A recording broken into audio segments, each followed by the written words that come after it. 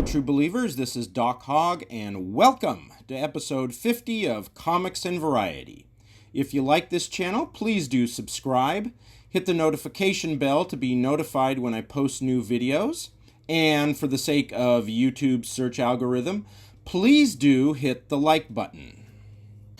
Okay, before I move on to the video by D. Jason Meadows, I first want to mention an indie comic that I am backing called Magic Cop. It is written by Philip Diaz, and he was nice enough to send me a preview of sorts. It looks quite good. It is kind of a combination of Dungeons and Dragons and Miami Vice. So if you like either of those, you like both of those, this is the comic book for you. It is currently over 3/4 of the way to its pretty modest goal of $3,000 on Indiegogo, and that puts it in a good spot with just over about 2.5 weeks left on its campaign. So, let's get it the rest of the way. I'll provide a link to the Indiegogo campaign in the description below. Okay, today we have a video from D. Jason Meadows. Who is D. Jason Meadows? Well, he is the proprietor of Knuckle Studios, which is producing the comic books Tales from Nerosville, which is currently available on Indiegogo. You get 3 comic books, the Dead Tree versions, hard copies for only $11. So why is he now joining my channel? Well, we'd been talking about it, and I agreed to join his BitChute channel, and he agreed to produce some videos for my channel, Comics and Variety. Anyway, I'll provide a link to his BitChute channel in the description below. Now you may be asking, how come you don't have an actual photo of Jason and only a sort of reasonable facsimile thereof? Well, Jason said he was going to take a photo of himself, but he just couldn't do it because he was, indisposed due to some gastrointestinal discomfort.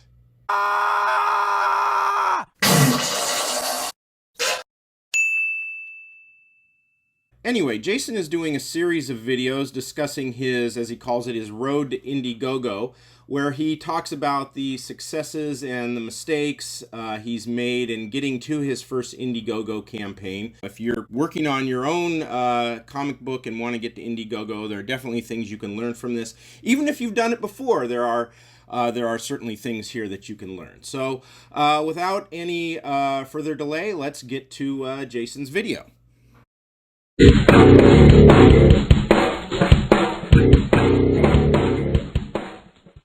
Ladies and gentlemen, boys and girls, children of all ages, welcome to Knuckle Studios Presents.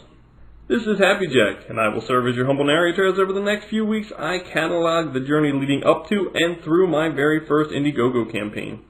I will tell you my thought process as I trek through these unfamiliar grounds, sharing with you my successes, missteps, and flat-out mistakes. Hopefully, this will help other indie creators as they dive into the unsure world of crowdfunding. There is a link below to my campaign as well as 2 secret perks listed that will allow you to claim freebies otherwise not available to backers. Please do consider backing Tales from Nerosville. There are perks starting at as low as $2. Your support is greatly appreciated, and we can't do it without you guys. Chapter 1, Discovering Comic Books.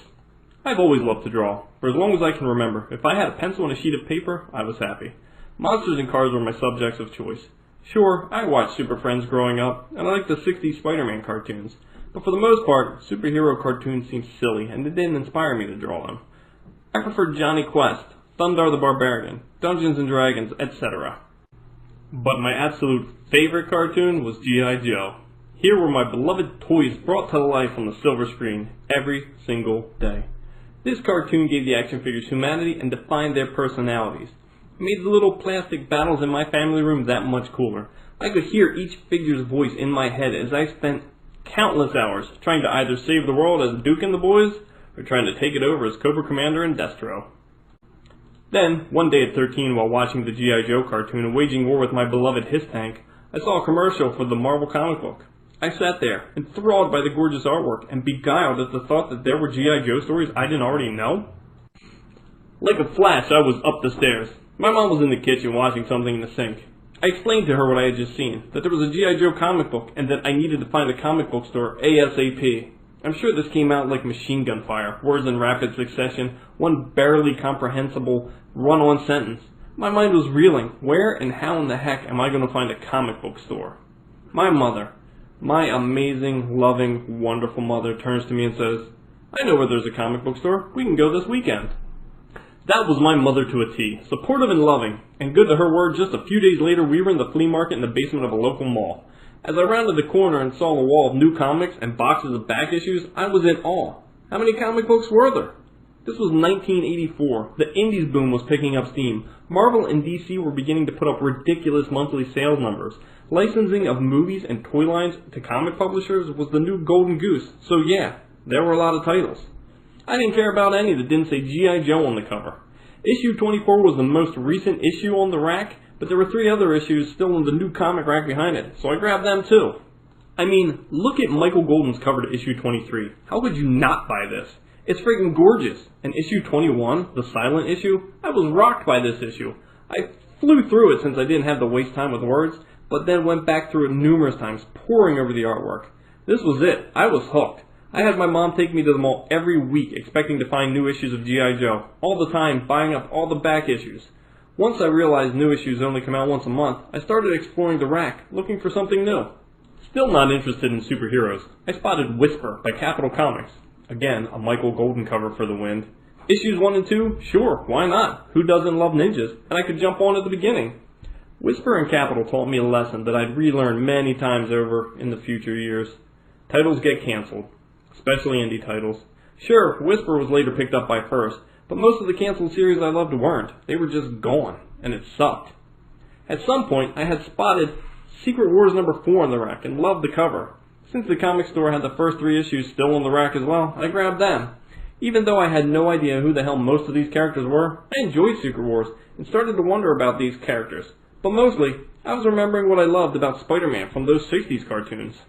That was it. That day I discovered a love of superhero comics and decided I was a Marvel zombie through and through. Within a few months, the owner of the store offered me a job working there. Hell to the yes, sir. I was 14 years old working in a comic book store that was only open on the weekends and spending every single penny I made there building what would become a ridiculous collection. It was official. I loved comic books, and I always would. Please tune in next week for my road to Indiegogo and beyond. Chapter 2, A Universe is Born, and find out how my search for a toilet tank in Desert Bloom led to the creation of my favorite character.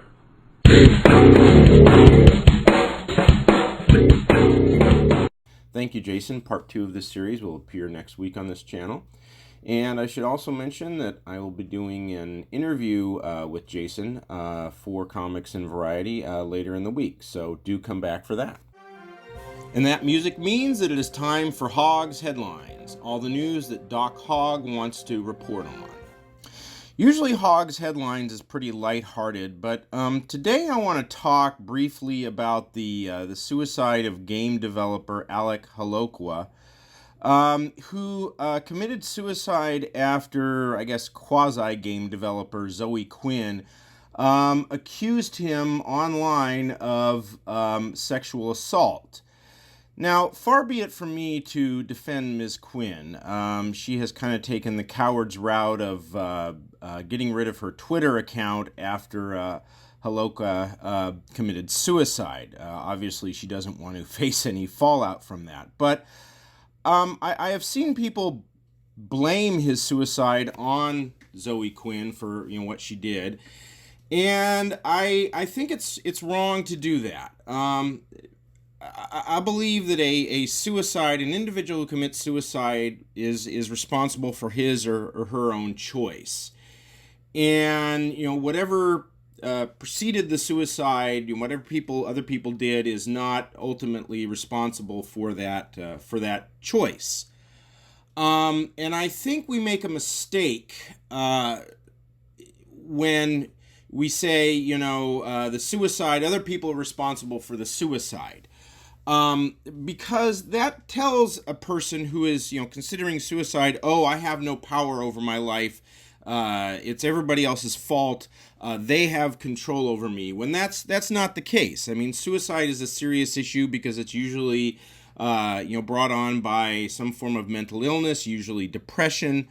And there are ways to combat your depression. There are so many, medications out there now. more than we've ever had before. Many different kinds of therapy, so many ways to get help, so many resources for suicide prevention resources to help the individual. That if you say to the individual, "Oh, you don't have any control over your own problems," you are in effect sending them a message that they can't do anything to improve their life and to make themselves mentally better again.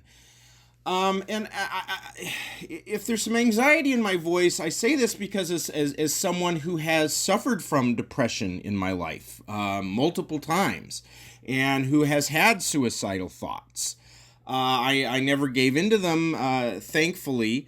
My religious beliefs helped me with that, but I eventually had to seek help. I've had to seek therapy. I've had to go, get medication. I'll tell you outright right now, I'm on Zoloft, which works wonders for me.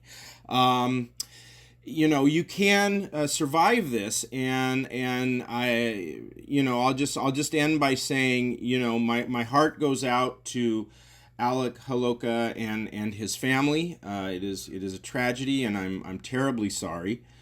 But please, let's not blame other people for it. It's wrong to do that because they're not, other people are not responsible for an individual's choice.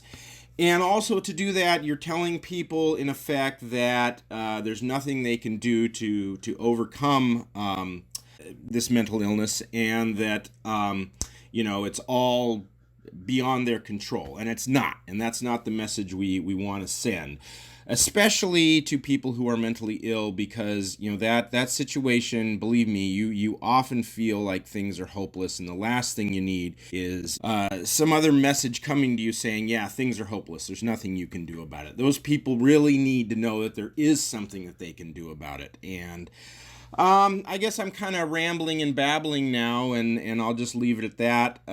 Please, if you have suicidal thoughts, please, reach out and get some help, and otherwise, have a very nice day.